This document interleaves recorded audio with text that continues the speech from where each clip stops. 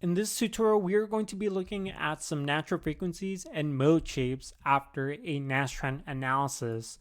The tool we are going to be using today is called the Postprocessor web app, and it's free as long as you are an MSC Nastran user. So if you're a student or professional engineer, this tool is free for you to use. Also, the Postprocessor web app is only compatible with MSC Nastran. It's not compatible with any other Nastran version. It's only compatible with MSC Nastran. If you want to start using the Postprocessor web app today, you can visit theengineeringlab.com. In the top right hand corner, there is a blue button called free download. Click that button, fill out the form, and we'll work on giving you access to either the online version or the desktop version where you download the software, you download the installer, and you install it on your own computer. So to start off with, let's go to the home page of the web app. So this is the home page. What we need are the tutorial files. So we'll go ahead and click open, and we'll scroll down the tutorials until we find this tutorial called Natural Frequencies, Mode Shapes, and Cylindrical Coordinates. So we'll go ahead and click on this link, and if we look back in the downloads directory, we now have a bulk data file for this example. So here the assumption is that you've already created your mesh, you already have your materials, loads, and all that good stuff. We assume that you've already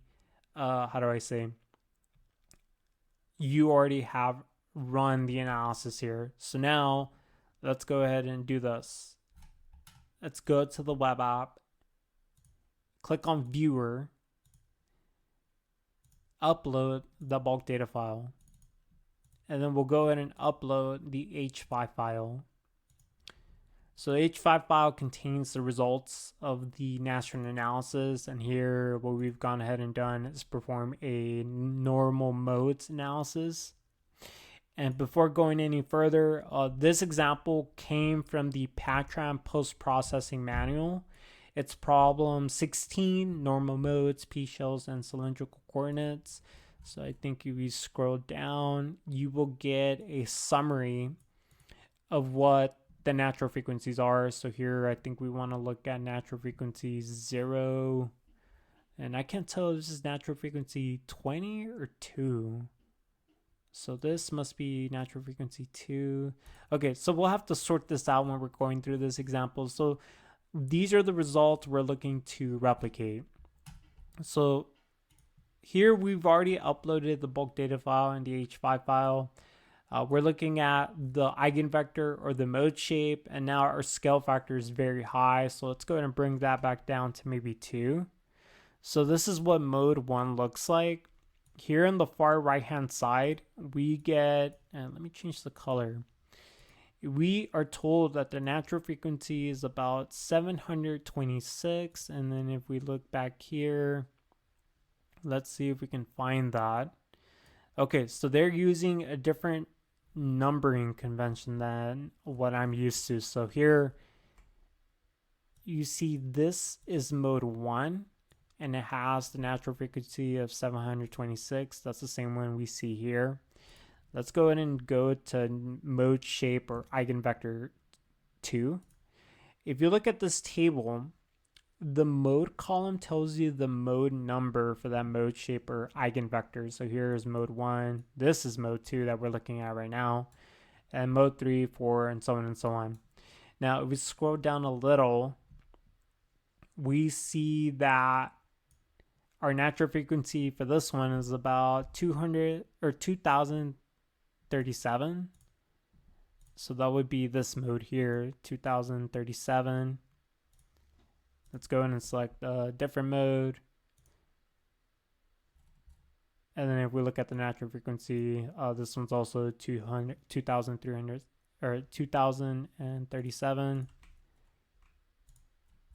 And then let's go ahead and look at, let's say we can find these other few modes here. So this is mode 3. Let's go ahead and look at mode 4. This has a natural frequency of about 3736. And that would be this mode. So I'll leave it up to you to go through the different modes and compare the natural frequencies. And that's how you display the mode shapes and natural frequencies for this.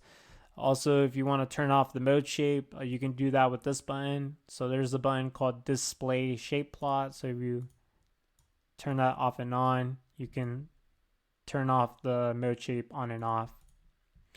One other thing, you might want to write out the natural frequencies to a CSV file. You can open the HDF5 Explorer,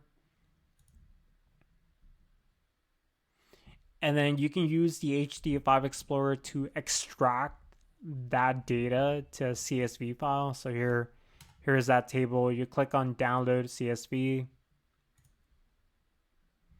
And now I have all of that data available here.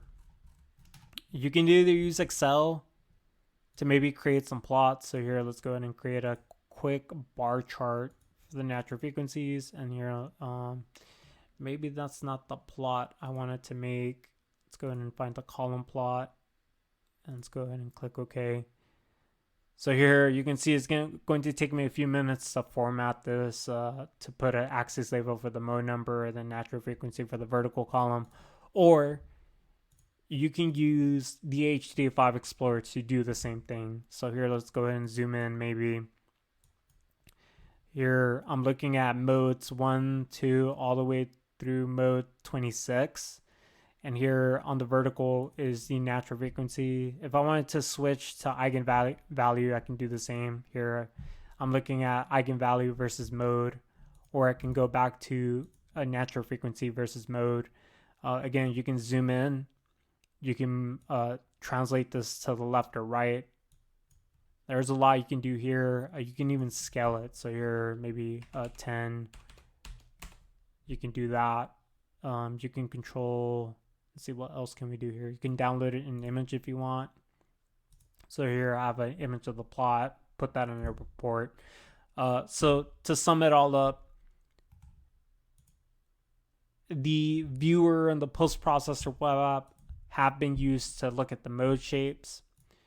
We use the HDF5 Explorer to create some bar charts or some column charts for the natural frequencies. Both of these tools on the far right hand side are free, as long as you're an MSC Nastran user. Again, you can go to theengineeringlab.com, click on free download, fill out the form, and you'll either get the online version or you'll get your own installer to install the post-processor web app. So with that, as always, thank you so much for watching.